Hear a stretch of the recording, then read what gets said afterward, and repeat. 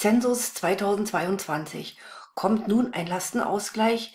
Liebe Zuschauer, ich habe vermehrt Anfragen zu Zensus 2022 bekommen. Nicht alle Bürger haben ja diesen Fragebogen bekommen. Es erfolgt eine stichprobenartige Befragung. Ich persönlich habe diesen Fragebogen auch bekommen. Man sollte ihn eigentlich bis 31. oder bis 30. Mai 2022 ausgefüllt haben. Wenn man jetzt, also er ist zwingend online vorgegeben, das ist hier die Startseite von dieser Seite census2022.de. Man hat ein Schreiben bekommen, also ich persönlich habe hier auch dieses Schreiben bekommen mit den Zugangsdaten. Es ist hier allerhand erklärt, man kann sich per QR-Code einloggen, man kann aber auch anrufen und einen Papierfragebogen anfordern. Und da steht nämlich dazu, dieser wird Ihnen in wenigen Tagen mit einer neuen Frist zugesendet. Also ich denke mal, auch wenn jetzt der 30. Mai vergangen ist und noch nicht alle diesen Fragebogen ausgefüllt haben, passiert noch nichts. Wer aber gar nichts macht, der muss tief in die Tasche greifen. Am besten ist, wenn ihr einfach mal, wen es betrifft, die Seite, ich schreibe sie auch nochmal hier unter das Video, census2022.de aufruft und da kann man dann hier vorne die Zugangsdaten eingeben. Hier ist erklärt, was ist Zensus, wie funktioniert der Zensus, wer wird befragt und weitere Fragen.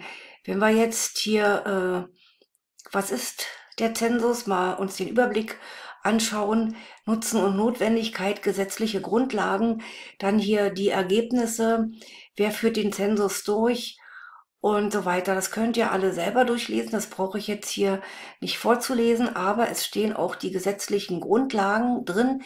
Ich bin jetzt kein Rechtsanwalt und kann nicht beurteilen, was denn wirklich passiert, wenn man sich an der Umfrage nicht beteiligt und die oder die sogar verweigert. Auf jeden Fall ist in dieser Information in der Befragung ein Hinweis auf die gesetzlichen Grundlagen und es steht auch drin, dass bis 5.000 Euro Bußgeld fällig werden.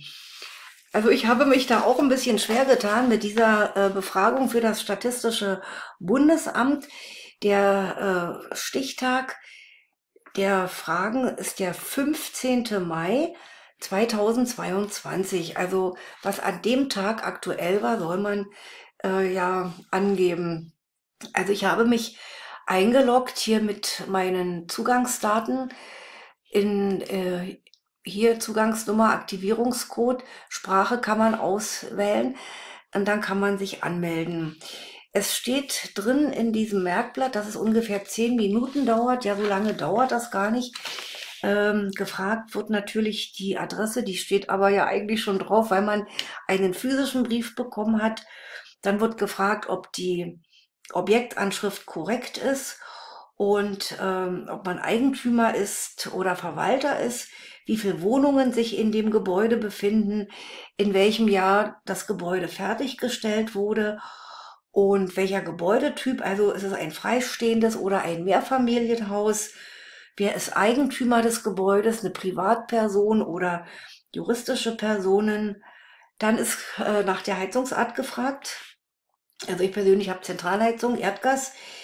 Dann ja die überwiegende Heizung. Also wenn man jetzt gemischt hat, Ofen und Zentralheizung, dann gibt man natürlich die Hauptheizungsquelle an. Ja, dann die Wohnungsfragen. Wie wird die Wohnung am 15. Mai 2022 genutzt? Also in meinem Fall vom Eigentümer. Wie viele Personen sind in dieser Wohnung gemeldet? Und dann ist natürlich auch gefragt, Bewohner 1, Bewohner 2, Vorname, Nachname, dann die Quadratmeterzahl der Wohnfläche und wie viele Räume die Wohnung hat. Und bei den Räumen ist erläutert, Räume sind Zimmer plus Küche.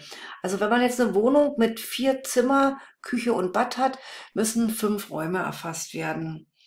Ja, und dann weitere Gebäude, ob sich an dieser Anschrift weitere Gebäude mit Wohnraum, zum Beispiel Hinterhaus und so weiter befinden. Das war es im Prinzip. Also ich habe da 2, 3 Minuten gebraucht. Da muss ich aber genau überlegen, wie viel Personen, wie viel Quadratmeter, wie viel Räume gibt man an. Ich habe keine Ahnung, zu was das alles verwendet wird. Auf jeden Fall denke ich mal, ja, wird das jetzt natürlich nicht nur für statistische Zwecke so allgemein genutzt, wie gesagt wird, dass es eine wahllose Auswahl gab. Also es wurden ja nicht zielgerichtet alle Eigentümer angeschrieben, wie bei der Grundsteuerreform, sondern eben nach dem Zufallsprinzip, so heißt es jedenfalls. Auf jeden Fall, liebe Zuschauer, wer es noch nicht getan hat, ich denke mal, die Frist, die ist verstrichen, aber so ganz genau wird man das in dem Fall nicht nehmen. Aber innerhalb dieses Monats im Juni solltet ihr tätig werden, wenn ihr so einen Fragebogen bekommen habt. Habt ihr nicht die Möglichkeit, euch hier online einzuwählen? Es steht eine Telefonnummer drin, da kann man anrufen und dann kann man sich diesen Papierfragebogen zuschicken lassen. Auf jeden Fall solltet ihr alle tätig werden. Es ist keine schöne Sache. Wir werden immer gläserner, immer mehr Daten werden abgefragt. Aber wer möchte schon freiwillig gerne 5.000 € Bußgeld zahlen? Fragen und ja, Kommentare, Bemerkungen zu Zensus 2022 bitte gerne hier unten in die Kommentare. Da ich selber von betroffen bin, bin ich, denke ich mal, auch in der Lage, da einiges zu beantworten.